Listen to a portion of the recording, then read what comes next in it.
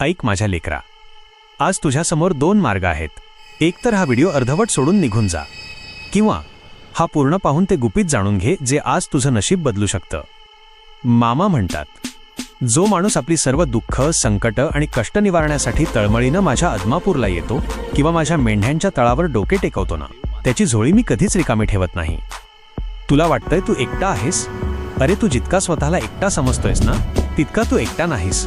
तुझ्या कर्माचा, तुझ्या कष्टाचा आणि तुझ्या प्रत्येक थेंब अश्रूचा हिशोब या बाळू धनगराकडे आहे. या जगात पानही माझ्या मर्जीशिवाय हलत नाही. मग तुझ्या कल्याणाचा विचार मी करणार नाही का? धीर धर, डगमगू नकोस.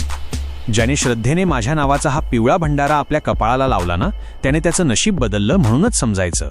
हा फक्त पिवळा रंग नाही, तर साक्षात बाळू धनगराचा आशीर्वाद आहे. ज्याच्या कपाळावर हा दिव्य भंडारा चमकतो, त्याचं एक पिढीचं नाही, तर 7 पिढ्यांचं नशीब पालटून टाकण्याची ताकद या माझ्या भंडाऱ्यात आहे.